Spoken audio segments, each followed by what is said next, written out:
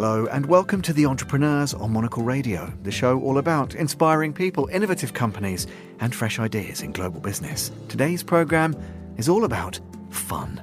First, we'll meet the Swedish team behind a new London karaoke bar that pays homage to the medium's Japanese origins. We wanted to reimagine the traditional karaoke experience. We wanted to elevate the concept. Then we'll head to Los Angeles to find out if laughter is not just great medicine, but also a great workout? Play is transcultural. There's nobody on the planet who hasn't played as a kid. And so what we're doing is we're not really asking people to do anything new. We're just having them rediscover something they maybe gave up when they grew up a little bit. This is The Entrepreneurs with me, Tom Edwards.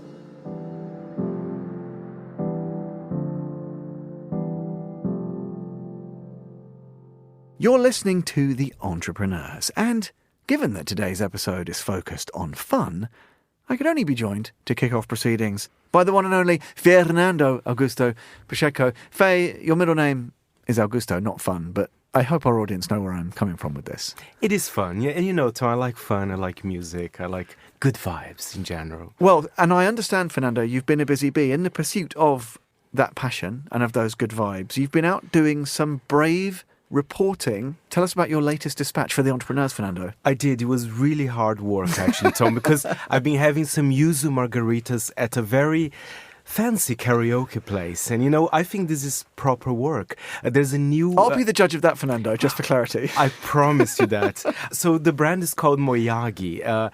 They are actually from Sweden. They already had one in Stockholm and Malmö, and they decided to open. They're almost our neighbors, Tom, 15 minutes away from here. But it's a different karaoke from the ones I've been in my life because it doesn't have sticky floors. It does have yuzu margaritas and a great lineup. But first of all, I have a question to you, Tom. Go on. And I hope you have this ready. What is your favorite karaoke song? And don't tell me you don't like karaoke. Come on. Well, I've seen you in karaoke a few times. I will tell you that I don't like it. I think my most famous performance was by an artist, one of your personal favourites, but we don't need to darken our listeners' eardrums even by discussing that. My go-to, Tina Turner. Oh, wow. And do you know the track? I bet you can't guess it. Simply the best. Good call. Steamy Windows, Faye. Steamy Windows. Not what you're expecting, right? That's one of my favourite Tina Turner songs. Well, there you go. I've been known to break that out. Get me a fright wig, set of high heels, one of those leather dresses. I'm thinking mid-80s. Wow. Era, Tina. Because I know you like the mid-80s. That I knew. You like some synths and kind of... It's my time. Tina. Wow. Tina. I'm speechless. Well, you'll never really... The radio's bad medium for speechlessness. Anyway, Faye, enough of this nonsense. Tell me about the founders' story. I gather you went to chat with them. What's the deal? A successful offering already in Sweden. How come here? How come now? Successful, and I'll just tell you something really interesting. I met them in London, of course, but accidentally, and I do say this, I was in Malmö for Eurovision, of course, and it was a coincidence, and they said, Fernando, you're in town. Would you want to kind of test out our karaoke in Sweden? And that's what I did. So I went there, I sang Madonna, La Isla Bonita, The Bloodhound Gang, The Bad Touch, some of my favorites. Yeah. But I should just say to our audience, I didn't rudely not ask you what your standard would be. It was one of 5 Madonna tracks. Then that would have been on my list. Exactly. I'll take you to San Pedro. And Tom, I know I'm repeating myself, but another difference beside the sticky floors, which I've already mentioned, they don't have the sticky floors, by the way. The excellent cocktails, and there are 2 versions. You can stay in your little room and singing with your friends, but there's also kind of a more centralized bar. And it's good alcohol, Tom. It's not just kind of any random beer. I know you care about your beers as well. So they have an amazing selection there as well. So, it's a proper experience as well. Deeply curated experience. Listen, you chatted, Fernando, I gather, to the co-founders. Remind us who they are and what you spoke to them about. So, Tom, I caught up with the co-founders, Marcus Schutterman, who is Moyagi's creative director, and also Jonathan Meloshow, who is also the CEO. Jonathan began by telling me about the Moyagi group. So we're an exclusive private karaoke room concept. We have just opened our 3rd venue in London on 5 Cavendish Place in Marylebone. We have 2 other venues in Sweden, and that's where we started. We started in Stockholm, where we both are from, almost 4 years ago. And Marcus, just to bring you here to the conversation, where did the name came from? It feels to me There's some sort of a Japanese connotation to it as well, right? Yeah, so actually the idea behind Moyagi and the name that springs from it comes from our karaoke experience in Asia. So we had both been to Tokyo, Japan, and I lived in China and in Hong Kong for a year in 2015 to 2016, playing a lot of karaoke. So we wanted to reimagine the traditional karaoke experience. We wanted to elevate the concept. And when we sat down together and started talking about the different variables in starting a karaoke company, it was very important for us that we wanted the Japanese spin on it. That's the aesthetic that comes very naturally to me as a creative director. We're strong in different areas of Moyagi. Jonathan as the CEO who builds the company in terms of value investment and corporate infrastructure, and me as the creative vision and distinct aesthetic. It was very important for me to bring out the love that both me and Jonathan have for Japan. It's a very special country for both of us for different reasons, but that was how it started. And I remember sitting down in the very beginning in 2019, doing research and looking at old samurai movies on YouTube without subtitles and just listening to Japanese, which is a language that I'm just magically, it's induced magically for me. I love Japanese. Everything Japan to me is just fantastic.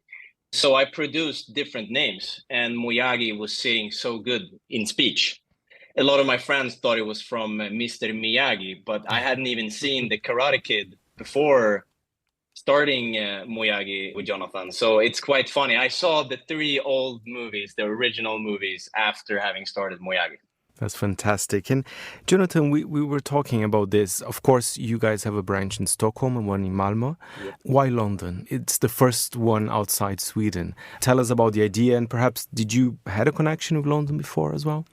Yeah, both me and Marcus has a connection with London, but I think we built a company from the start as our vision was a global mission to conquer the world in karaoke, and London is a natural step for us. And as we discussed earlier, I mean, London is like a hub for new, really great entertainment concepts.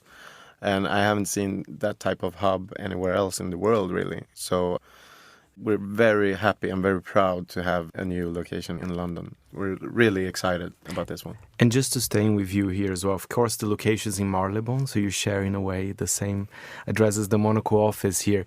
It's a lovely space, so there's about 10 different rooms there, right? Yeah, so we have 8 different rooms ranging from like 4 to 25, 26 people per room. And then we also have a really nice bar with DJs on weekends and all of that. Marcus can probably fill in more. Incredible speakers, I would say. State-of-the-art music. The tech behind the experience is also, great microphones, 150,000 songs in our library. It's getting bigger and bigger each month. Fun fact is we had 21 Japanese songs when we came to London, and now we have 200 and plus. So the music library is increasing all the time. And Marcus, that's what I was missing as well in some karaoke places, because, I've been to some lovely ones, but they were very small. The sound was not very good. And I had a little try at Material Girl, and I have to say, excellent sound system. I think that's definitely, if you care about those things and you can choose the pitch, there are many kind of technical elements to it as well, right? Yeah, absolutely. Essentially, we sat down and we said that if we were going to do Moyagi, we wanted to aspire to become the absolute best in private karaoke. And for us, that means trailblazing a completely new and an exclusive take on karaoke. Everything from hospitality to systems to tech to music. Literally all the tools that make up a modern karaoke experience in private rooms. It's almost as if we made it into an existential rule from Moyagi to always think about everything that the guests would need so that they don't have to think about it. I say existential because we think that we don't really have the right to exist if we don't constantly work toward innovating the space. That's really, really important. On management level, we use a word called kaizen, which is a Japanese word. It ultimately means change for the better or continuous improvement. We've had that since day one, I want to say, and I'm very proud of that because I don't think we ever have a product that stands still. The mission always continues. We're always on a day-to-day where we challenge ourselves and the pipeline for the guests. Always like, how can we make it better? How can we innovate every little space? And I think that's very important if you want to aspire to be the best in whatever you do. Just always keep on going. The mission continues. And Marcus, I just want to ask you as well as a creative director, because during my visit to Moyagi, I loved the illustrations, and then, I found out their original art as well. So every room has a character. Tell us a little bit more about that. And I think that's such a great idea. It looks pretty cool. Thank you. Yeah, so when we were doing research on competitors, we were seeing in the experience-based industry that whenever you have private rooms, companies or people in management, founders, were saying, room 1, room 2, room 3, or blue, red, whatever. And for me, I'm a lover of stories. I'm a lover of video games. I'm a big geek when it comes to anime. And so storytelling is fundamental. It's essential for any experience in my world. And so it just came naturally, being the nerd that I am, that I wanted to, instead of doing room 1, room 2, room 3, I wanted to create this sort of posse, this gang of fictional samurai. And that's Moyagi as well. So in the end of the day, Moyagi is this fictional character. And when you come to Moyagi, it's almost like his own Yakuza house. It's his futuristic Japanese boutique club. And you're hosted by his crew. So you'll be singing in Yabu, you'll be singing in Katsuyi, you'll be hosted by and graced by this crew of samurai. And you'll see them because they're in frames in every room. So whenever you enter, and you have the signs as well, you can't book a specific room. That's not really the point of it. But the point of it is to feel that you're not an izakaya and you're being hosted by this fictional crew. And they're karaoke samurai. It's just fictional, really. But it's the storytelling that adds another layer. And I love that. It's a romantic way of storytelling. And it looks great. And now to a question that I was very much looking forward to ask both of you. I'll start with you, Jonathan.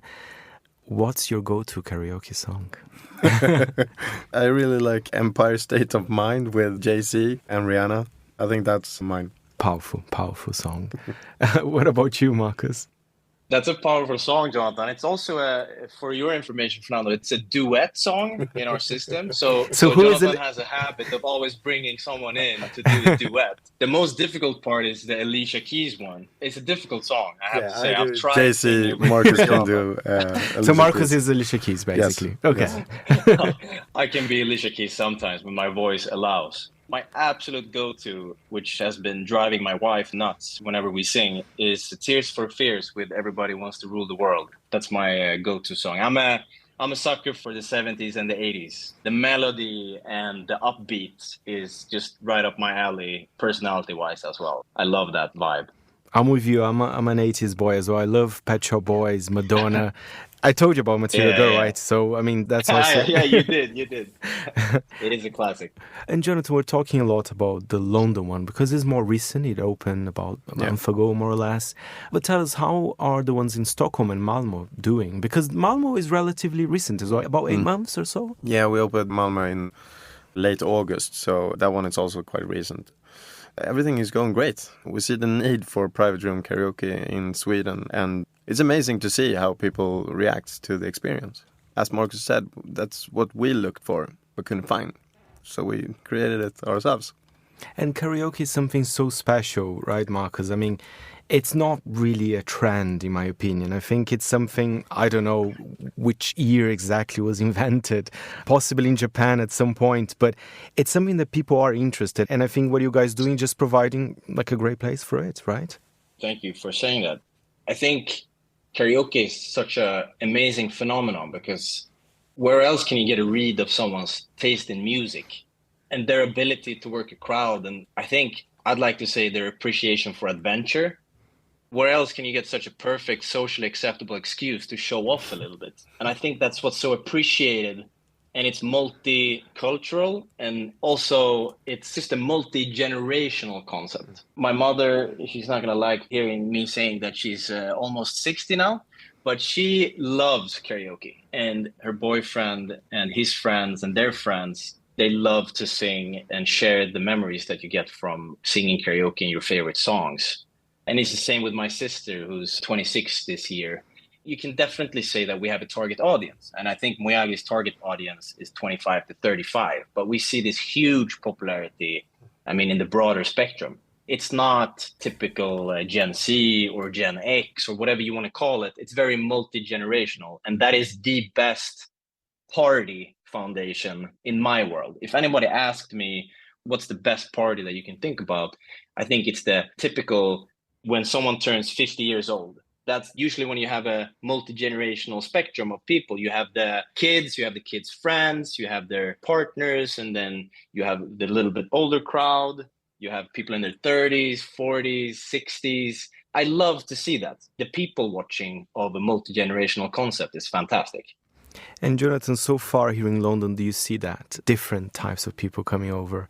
Because, from what I've gathered, you have companies, perhaps corporate events, or perhaps just a couple. They want to book a private room and sing along, just the two of them. So did you see that kind of a lot of different types of people all across ages and all sorts of things? Yeah, I mean, it's still quite early, but yes, definitely. We see, as Marcus says, it ranges from, I think 21, which is our age limit, up until 60s, 70s, and everything in between.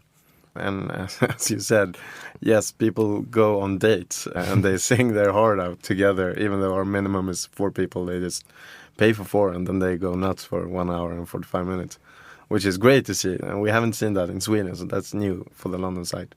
If it's a first date, it's quite brave to do that in a way. but I mean, it's so fun.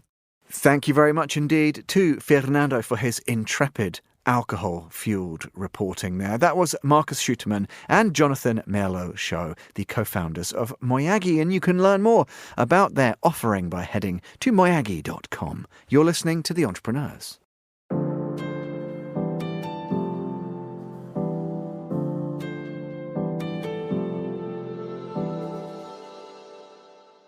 Jamie Parkinen is the creator and creative director of Clown Cardio, an innovative fitness program in Los Angeles that uses clown and physical theatre games to create a fun and playful workout. An intellectual property and entertainment lawyer by trade, Jamie decided to shift gears in his career last year to focus on the serious business of playing and the importance of helping others rediscover a little joy along the way. Jamie stopped by Midori House on a recent trip to Europe to catch up with our own Laura Kramer. He began by telling Laura more about the start of the journey. I personally love to play. I've always been a bit of a jokester and a goofball and always love to just engage in whatever frivolity I find myself in any given day. And over the summer of 2023, my mother got a very surprise and serious cancer diagnosis. And so from that point, I reflected and realized that all I want to do with the rest of my time on this planet is to play and have fun and help other people play and do so. And so here we are. Prior to that, I guess I still am technically, but I was an intellectual property and entertainment lawyer. And so kind of the total opposite spectrum of clown and play and stuff like that. So it took that moment to kind of really reflect and realize that, I don't want to spend the rest of my life in a corporate office. I want to throw a ball around with a bunch of weirdos and have a great time. What do you mean? Corporate law sounds so much fun. It is when I'm there. I bet it is. Now, tell us a little bit more about your background, too, because you're also a stand-up comic. I do stand-up comedy. I'm an improviser. I'm a trained clown and mime and physical theater performer and actor. And like I said, I'm an intellectual property and entertainment lawyer. I do interior design. I'm just everything I can get my hands into, I do. So then you have this idea for creating something that incorporates play and blends fitness and physical theater. Where do you go from there? Yeah, so when I realized that, all I want to do is play, I was looking around for something to satisfy that itch. And there really is, I didn't see anything out there. There are improv classes, there are clown classes, and usually the first 30 minutes of those classes are very play-oriented. You do silly group stuff and have a good time. But after about 30 minutes, everybody sits down and then you start working on scenes and you get critiqued by the teacher and stuff like that. So that's when the work happens. And so I was looking for something that's just play and nothing else. So one of the mottos we have for classes at Clown Cardio is all play, no learn. There's no instruction. The goal is that you learn absolutely nothing about anything. You just have fun for an hour and then you leave. And so how many people can you expect at a class? How often are the classes? How does it all work? At first, we had 4 classes a week because a lot of people were interested in this. But I've been stretched in so many different directions that I just decided to put classes just on the weekend. We have classes on Saturday and Sunday morning. Saturday mornings are on the beach in LA, and Sunday mornings are at this beautiful nonprofit movement and dance space near downtown. And my favorite number is about 10 people. But really, these spaces can hold up to 20, 30, 40 people. And sometimes we get 25 people, and having 25 people playing and running around is just an incredible sight, especially on the beach. You know, people are walking by on the boardwalk and looking at us all running around in the sand. It's really very cool. Yeah, you have to park your ego on the side. 100%. You know what? That's the thing, too, is that's the hardest part about clown cardio is getting people to try it because they're afraid, oh, do I have to humiliate myself? Do I have to pretend to be a kid and be, a goofball? And the thing is, no, you don't. You can come with your full serious self. As long as you just play the games, you can't help but lose your ego because when you're playing, you don't care about that. You know, you're just present here in the moment with other people. Your ego by default just gets set aside. It blows away in the wind on the sands.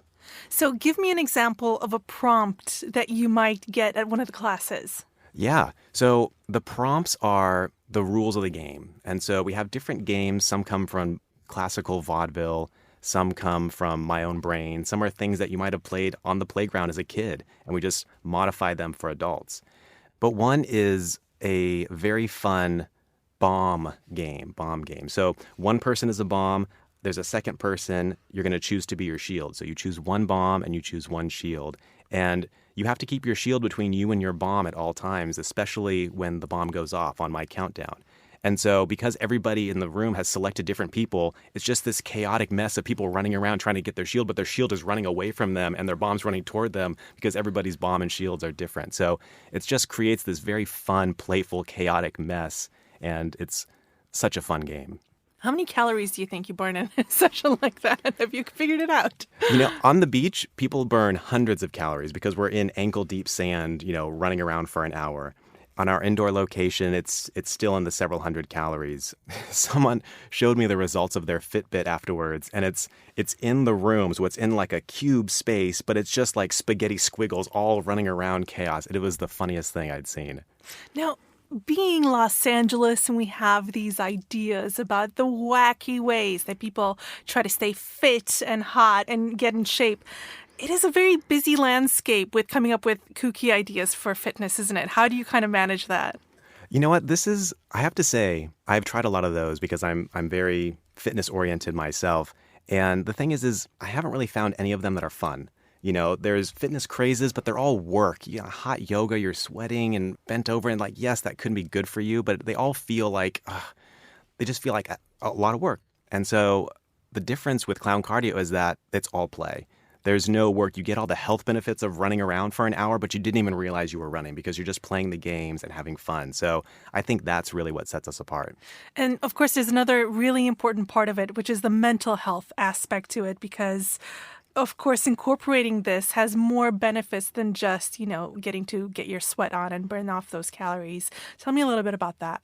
Yeah. So, of course, you get the physical benefits of running around, jumping, all that stuff. But the mental benefits and the social benefits and personal benefits are huge as well. Mentally, it releases endorphins. It releases dopamine. Your cortisol levels go down. And cortisol, is a kind of a stress chemical. So it's not good for your body. So it's great to get rid of that stuff. From a social perspective, you're connecting with other people. It builds trust. It builds community. It's the most inclusive experience, I think, we can really ever have. Because when you're playing with another person, you don't care what their race is, how much money they make, what their job is, who they are. Because right now we're just playing. It's you and me. So it's very equalizing and very refreshing. It's what I think humans should be doing. And then also, it promotes creativity and self-expression. You get to learn a little bit more about yourself and about the people you're playing with. Can you imagine it picking up, expanding it to other locations? How do you kind of see the growth and expansion of it? Yeah, we're at a very exciting point because I see expansion in all ways. So that's more classes near and far. But we've recently partnered with a major luxury hotel brand, and we are part of their wellness and professional development program for their employees. So we go to different locations around the world to help work with their employees and help teach them about the benefits of play and hospitality and luxury customer service. Tick, tick, tick. All Ding. Monocle. Ding, ding, ding. And we've partnered with several universities in LA, and we serve as play consultants to various departments they have on campus. And I'm working on developing a clown cardio kit, which basically has some of the hardware and instructions necessary to play the games at home wherever you are. Buy it for an office party. Oh, Laura, please get it for the Monocle Christmas party and play the games.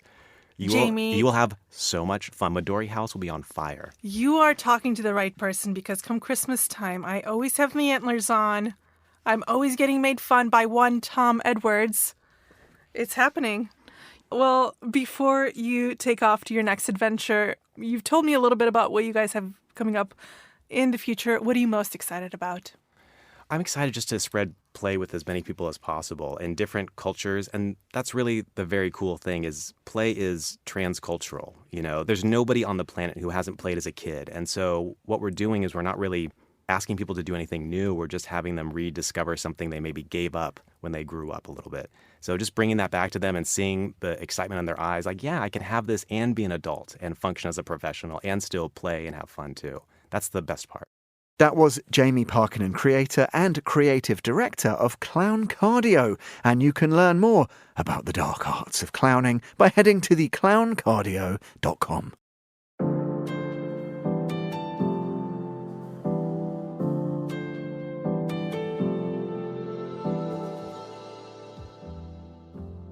And that's it for this episode of The Entrepreneurs. We'll be back at the same time next week. Do look out for Eureka, available every Friday.